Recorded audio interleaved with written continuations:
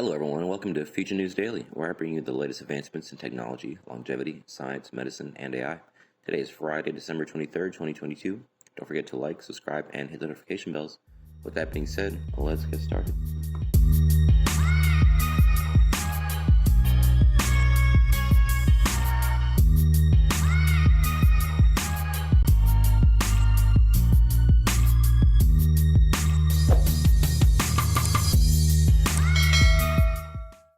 First up today, Gnat-sized robots finally enabling the stable flight of robots.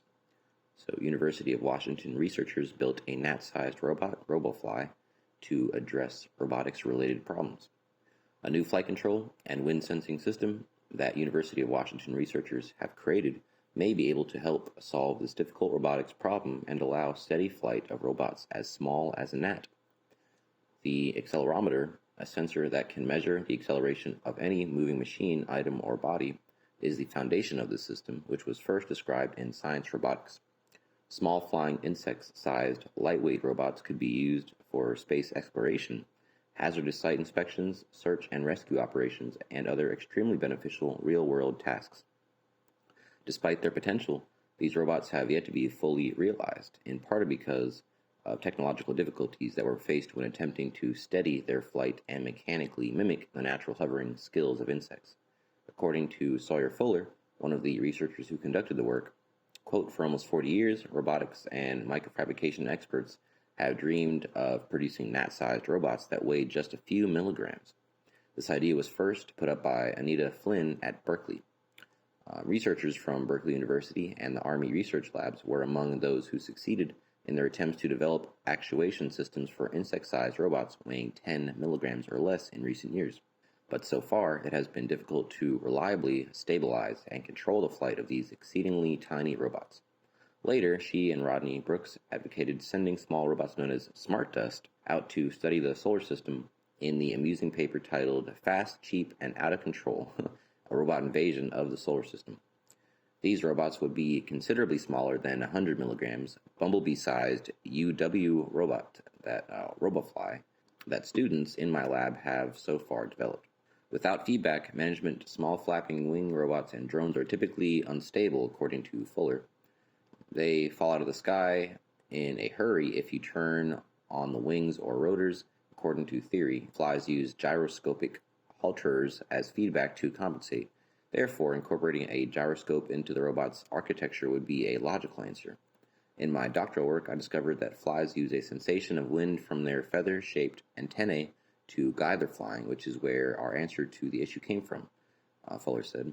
In this study, we demonstrated that measuring airspeed, as done by flies, is possible using an accelerometer, a different kind of sensor.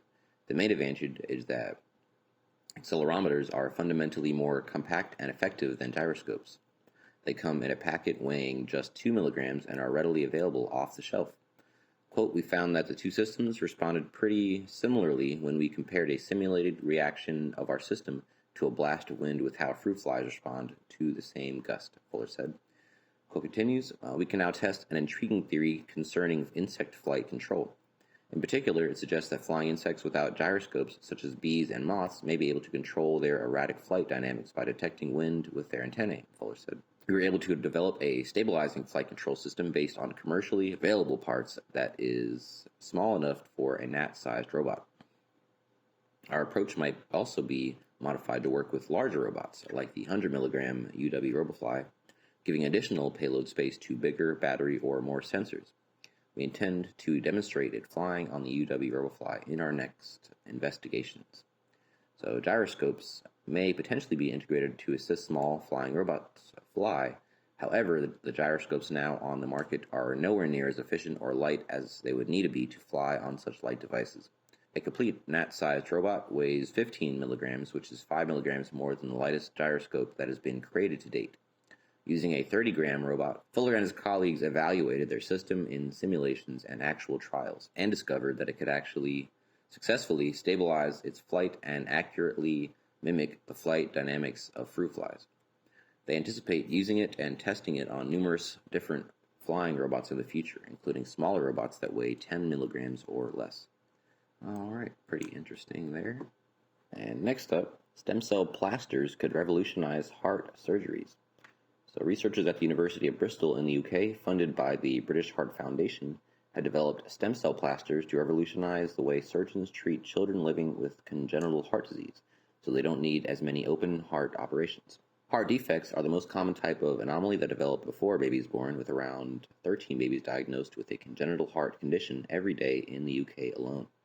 These include defects to the baby's heart valves, the major blood vessels in and around the heart, and the development of holes in the heart. Currently, for many of these children, surgeons can perform open heart surgery to temporarily repair the problem, but the materials used for the patches or replacement heart valves cannot grow with the baby. This means they can be rejected by the patient's immune system, which causes the surgical materials to gradually break down and fail within months or years. It means a child might have to go through the same heart operation multiple times throughout childhood, which keeps them in hospital for weeks at a time. This impacts their quality of life and causes a lot of stress for the family. So this is where stem cell patch development comes in. Massimo Caputo, BHF professor of congenital heart surgery at the Bristol Heart Institute, University of Bristol, has developed the first type of stem cell patch to repair abnormalities to the valve in the large blood vessel that controls blood flow from the heart to the lungs and to mend holes between the two main pumping chambers of the heart. The stem cell plasters are designed to be sewn into the areas of the child's heart that needs repairing during the surgery. The stem cells could then boost the repair of the heart tissue without being rejected by the child's body.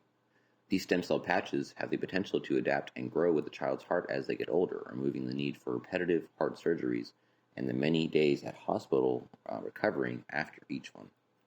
There are around 200 repeat operations for people living with congenital heart disease, and every year in the UK, the technology could save the NHS an estimated £30,000 for every operation no longer needed, saving millions of pounds each year. The BHF has awarded Caputo nearly £750,000 or $910,000 with the aim of getting stem cell patches ready for testing in patients, so clinical trials can start in the next 2 years. The materials have already proven to work safely in animals. The team is also in the early stages of developing other stem cell technologies using 3D bioprinting and gene therapy to one day be able to mend more complex congenital heart defects. Caputo said, quote, "For years, families have been coming to us asking why their child needs to have heart surgery time and time again. Although each operation can be life-saving, the experience can put an unbelievable amount of stress on the child and their parents. We believe that our stem cell patches will be the answer to solve these problems." Quote continues, "Our ultimate vision in the next decade is to create a paradigm shift in the way doctors treat congenital heart disease by developing personalized stem cell and genetically engineered treatments for the most complex of heart defects." All right. Next up, we have a pretty substantial article. Artificial DNA can kill cancer. So researchers at the University of Tokyo in Japan have used artificial DNA to target and kill cancer cells in a new way. So the method was effective in lab tests against human cervical cancer and breast cancer-derived cells and against malignant melanoma cells from mice. The team created a pair of chemically synthesized hairpin-shaped cancer-killing DNA. When the DNA pairs were injected into cancer cells, they connected to microRNA molecules that are overproduced in certain cancers. Once connected to the miRNA, they unraveled and joined together, forming longer chains of DNA which triggered an immune response. This response not only killed the cancer cells, but prevented further growth of cancerous tissue. This method is different from conventional anti-cancer drug treatments and is hoping to bring out a new era of drug development. Drugs based on nucleic acid, namely DNA and RNA, can control the biological functions of cells and are expected to transform the future of medicine and provide a significant boost towards efforts to overcome cancer and other hard-to-treat illnesses caused by viruses and genetic diseases. So there's a quote down here. "We thought that if we can create new drugs that work by different mechanism of action from that of conventional drugs, they may be effective against cancers that have been untreatable up till now," said Professor Akimitsu Okamoto from the Graduate School of Engineering. Continues down here. A nucleic acid drug used for cancer treatment has been challenging because it is difficult to make the nucleic acids distinguish between cancer cells and other healthy cells. This means there is a risk of adversely affecting the patient's immune system if healthier cells are inadvertently attacked. However, for the first time, the team was able to develop a hairpin-shaped DNA strand that can activate a natural immune response to target and kill specific cancerous cells. So cancer cells can overexpress or make too many copies of certain DNA or RNA molecules, causing them to not function normally. The team created artificial cancer-killing terrapin DNA pairs called OHPs. These OHPs were triggered to form longer DNA strands when they encountered a short RNA called MIR-21, which is overexpressed in some cancers. So typically, OHPs don't form longer strands due to their curved hairpin shape. However, when the artificial OHPs enter a cell and encounter the target microRNA, they open up to combine with it and form a longer strand.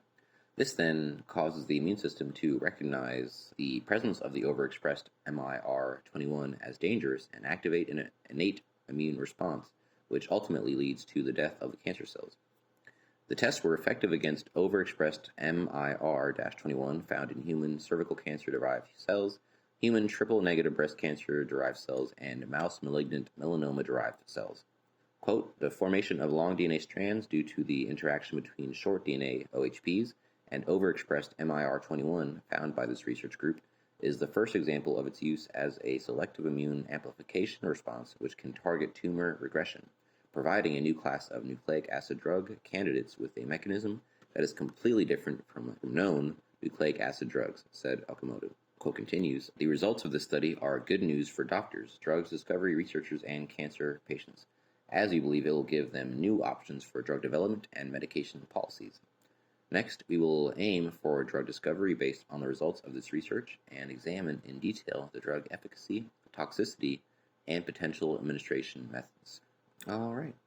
Next up today, this monster of a hypercar with 1,100 horsepower, runs on fuel made from plastic waste. So the Italians sure know how to make a speed demon, but beyond the Ferrari and Lamborghini are some other very capable, albeit lesser known players as well.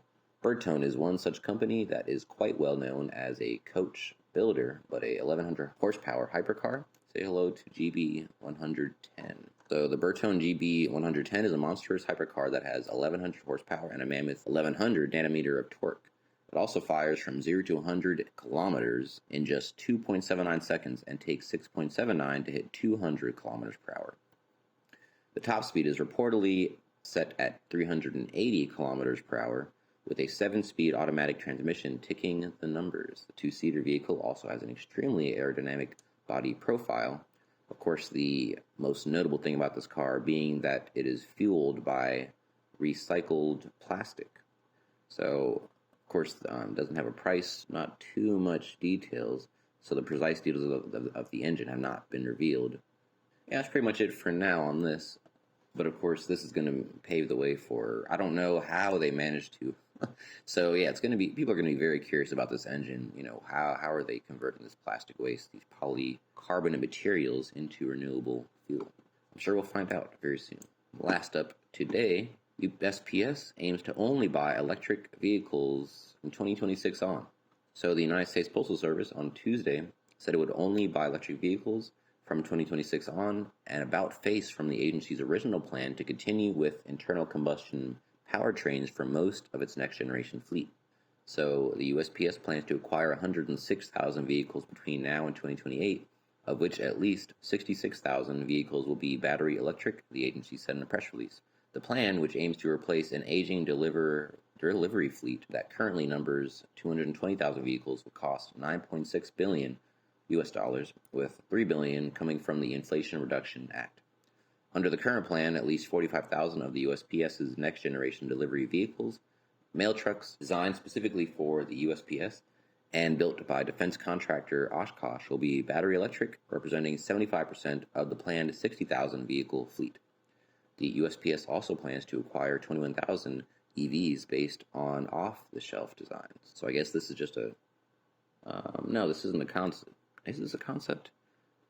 I don't know if this is actually on the market now, on the road yet, but it looks like it's probably already been designed and maybe just in early stages.